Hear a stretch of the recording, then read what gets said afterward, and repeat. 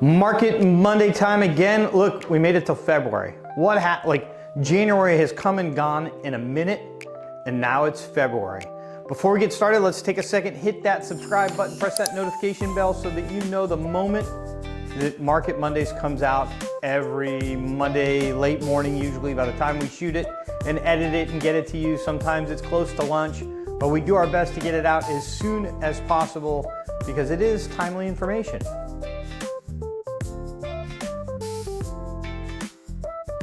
We always start with the supply side of the supply-demand equation, right? And we always start with new listings. They don't really tell us what the current inventory is, but it can help us decide whether inventory is trending up or trending down. So far this year, we brought 226 properties on the market. That means over the last week, 57 new properties came on the market last week.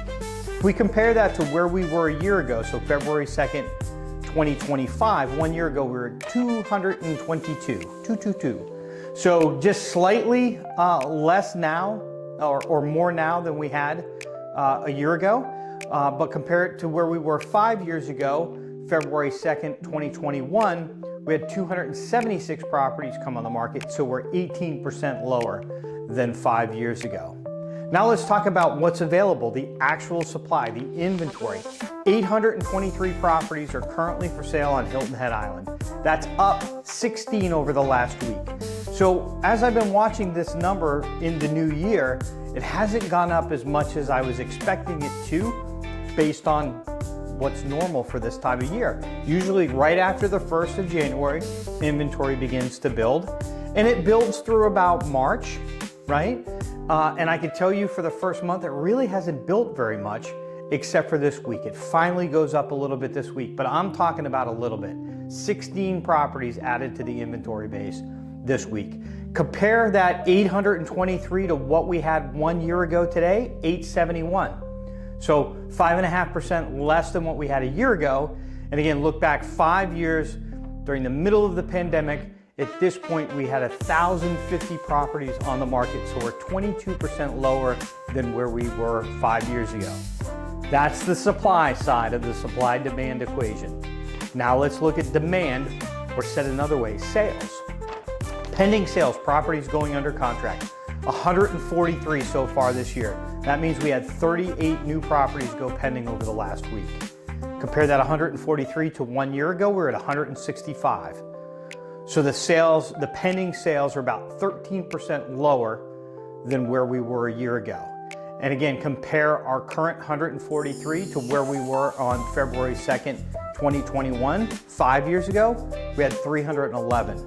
So we're 54% lower from a pending sales volume, or not pending sales unit number as to where we were 5 years ago. Now the closed sales, we've had 121 sales closed so far this year. That means we had 28 over the last week. Compare that 121 to where we were on February 2nd, 2025, 1 year ago, 147. So we're 18% lower than a year ago, and lower than 5 years ago. We were at 235 years ago. We're 47% slower sales than where we were 5 years ago. Big numbers. Absorption rate, this is now ticking up. We're at 5.8 months. What's absorption rate? That's if nothing else comes onto the market, how long would it take to consume our current inventory based on our current sales pace, right? So we're at 5.8 months. Less than 6 months, seller's market. More than 6 months, buyer's market. Close to 6 months, neutral market. We're definitely in a neutral market as it comes to this. We're seeing buyers get the upper hand in some negotiations and not so much in other. Really, a lot depends on the quality of the property and how desirable it is.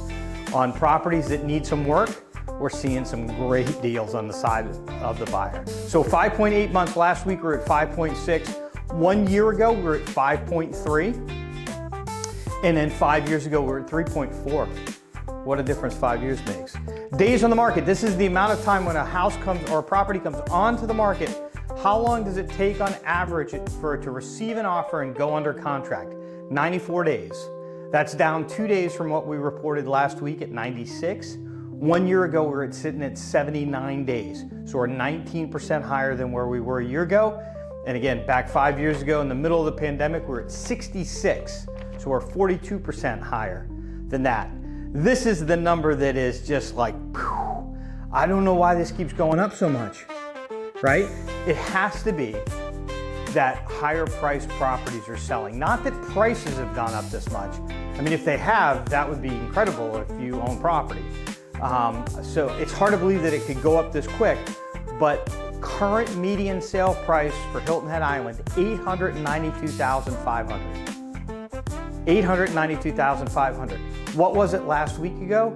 $850. So it went up $42,500 over the last week.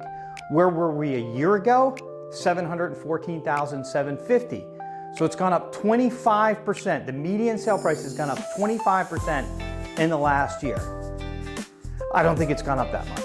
I think it's gone up 5, 6, 7%. What I think has happened to start this year, higher value properties, more expensive properties have sold this year than at this point last year. I think that's what's going on.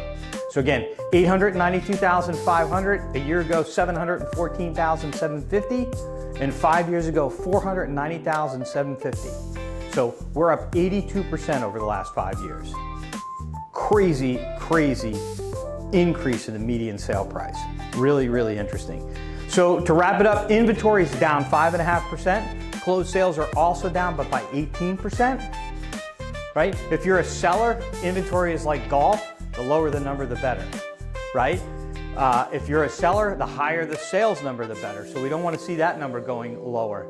Prices up 25%, median sale price, we just talked about it, up 25%, and absorption rate up to 5.8 months. That's kind of the quick wrap up. If you're a seller, we had finally a little bit of an increase in inventory. Is that a trend? It should be based on this time of year. We should see that number continue to pick up. But if you follow along and you are religious about Market Mondays and you're joining me every Monday, you know that our current inventory levels are incredibly low. Not just because of the time of year, it's just, you know, if we look at the last 10 years, I think the average inventory level over the last 10 years was about 1,300 properties. We're sitting in the low 800s. So historically, inventory is very, very low. We're looking to see what happens. Does it pick up? By how much does it pick up? See, if it picks up a lot, it could push us over to more of a buyer's market. If it picks up a lot without corresponding sales. If it doesn't pick up and sales pace stays fairly aggressive, we could see a stronger seller's market. So those are the dynamics that we're looking at week after week. But again, if you're a seller, thing to know, inventory is starting to tick up. Another thing to know is higher priced properties seem to be selling at a higher pace than when they were a year ago. So if you've been thinking about it, we know inventory is, and you're a seller and you know inventory is low, that's a good sign. Prices are going up, that's a good sign. That's all a good sign if you're a seller to maybe check out the market. If the luxury market is coming back, historically, we've seen the luxury market lead the entire real estate market. So what I mean by that is when we've been in a real estate recession in the past and we've had a slow market like we've had here for the last 2 years, not saying what we had over the last 2 years was a recession, but if it's not, it was close, right? Very, very slow sales pace, but coupled with low inventory caused prices to continue to go up. But if sales are going to pick up, there's a good chance that the first signs of that happening will be seeing increased sales in the luxury market. And so that's what I'm wondering. Are we beginning to see the first signs of that recovery? Finally, this time of year, November, December are our 2 slowest months of the year. January, things start to pick up. February, things should be really humming along. So, we are just on the doorstep of the selling season. So hopefully you're subscribed and you're going to watch along with me and see if this is the beginning of a real uptick in both luxury and number of sales. If you're a buyer, man, I tell y'all every week, stop waiting on interest rates. You're going to pay more money. The median sale price shows that median sale price has gone up 25% over the last year. Like, you're waiting for interest rates to go down by 2 or 3%, but prices are going up by a lot more than that. Like, the play is to find the property, negotiate the best deal you can, and then as interest rates come down, refinance. I know I sound like a broken record, but look at how the numbers have proven that to be the right play. And like, you know, when there's a saying in real estate, when's the best time to buy real estate? And the answer is always yesterday, because that price was better. Now, in my lifetime, I've only seen prices go down once during the Great Recession. This is not anything like the Great Recession. The Great Recession had a ton of excess inventory, 7 years. So when we were looking during the Great Recession at absorption rate, the number was 7 years, not 5.8 months, right? Very, very, very different. The big news of the week, well, there's two pieces of really big news that came out last week. First, the Fed met. They voted 10-2 to keep interest rates where they are, right? That happened, I think, last week on maybe Wednesday. And then the bigger news that came out Friday morning last week was Trump nominated a new Fed chairman. Kevin Warsh is the name of the person. And Kevin, if approved by the Senate, Kevin Warsh would take over from Chairman Powell when his term is up in May. Who's Kevin Warsh? It's the first thing I did. I've heard of him, but now that the name is out there, I did a little bit more research. So I took some notes, and sorry for reading here, but I just want to make sure that I get everything. He's been very critical over the last year of the current Fed policy. He has argued that the Federal Reserve has drifted away from its core mission of price stability and needs a significant overhaul in that direction. He believes the Fed's handling of inflation and its evolving institutional priorities have weakened the Fed's credibility. So it might be a little bit of a shakeup coming. Regarding inflation, in the mid-2025, he described inflation as a choice the Fed has made, implying the central bank could have done more to prevent the inflation surge. He frames this as a sign the Fed lost focus on its core mandate. He's called for structural change. He suggested that the need for what he calls a new Treasury-Fed Accord, akin to the 1951 framework that more clearly delineated monetary independence from physical and political pressures, right? Isn't that interesting, right? Like right now, Trump is trying to influence Powell and kind of blur that dividing line between the executive branch and the Federal Reserve. And you would think that Trump would be interested in putting somebody in there that would really blur that line. But Mr. Warsh has spoke publicly recently saying that they need to maintain that independence. His views on interest rates, historically he's been hawkish, but more recently they're calling it nuanced. Again, in the past, he's been a big believer of raising rates to control inflation and jobs and all of that kind of stuff. But more recently, he's come out of lower rates. In speeches and columns over the past year, Warsh has said that he supports lower rates, aligning him rhetorically with President Trump's calls for cuts, though his approach may be less aggressive than others in seeking a big rate cut. To me, that's the biggest news. You know, Trump, every time he talks, says a 3-point rate cut would save the government $1 trillion a year, right? He continues to talk about that. So I felt like he was going to definitely nominate somebody that subscribes to that and wants to have a gigantic rate cut as part of a stimulus to try and get the economy to really go, or get housing to really go. And what I've read about Kevin is he does not believe in that at all. He does not believe in any type of stimulus to the economy, including an interest rate stimulus. So I felt that that was really, really interesting and kind of not what I expected in Trump's choice. He's critiqued the Fed priorities. In interviews in 2025, Warsh said the Fed has been broken for quite a long time and went beyond standard monetary policy to criticize it for focusing on issues like diversity initiatives, employment targets that, in his view, stray from the core monetary vision.